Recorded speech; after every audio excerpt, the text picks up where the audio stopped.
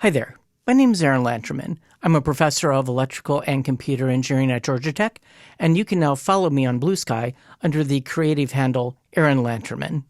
I noticed some clues of suspicious behavior on Bluesky I wanted to get your opinion on.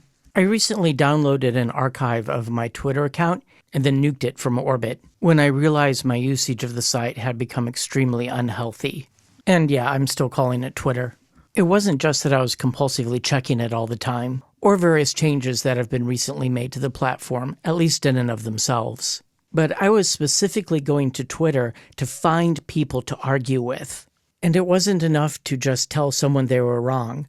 I had to respond to all the people who had replied to the original poster, agreeing with them, and tell them they were wrong too. And of course, Twitter's algorithm saw this as engagement and just fed me more posts that would make me angry, that I would feel compelled to respond to.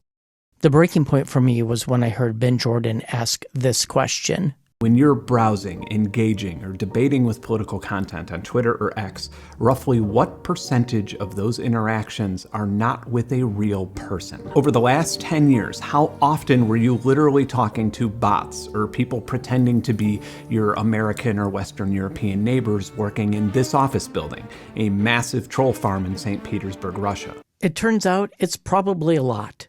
And then I realized not only have I wasted countless hours of my life arguing with people, but I've wasted countless hours of my life arguing with people who aren't even people. And even if they're not entirely chatbots, they're at least people who aren't being authentic about who they say they are. So let's get back to Bluesky.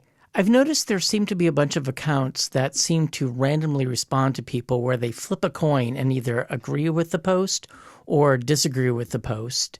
And they'll write things that no human would write. For instance, here it says, I think that is a narrow-minded perspective. And it's something about football. And here's another statement in response to watching a movie with your spouse where somebody says, I think that's a narrowing, limiting view of relationships.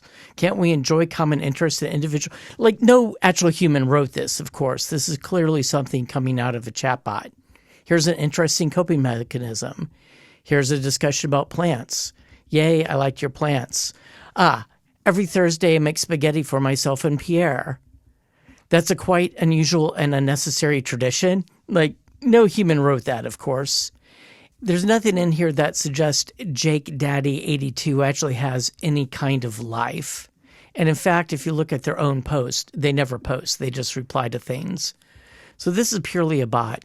And it looks like people are onto this. This account, David IF28, in between the time when I started making this video and I was going to use it as another example, and right now when I was about to give an example of another account like this. And yeah, if you search on the phrase, I respectfully disagree, there's a lot of discussion about these bots. Now, here's the thing that I'm wondering.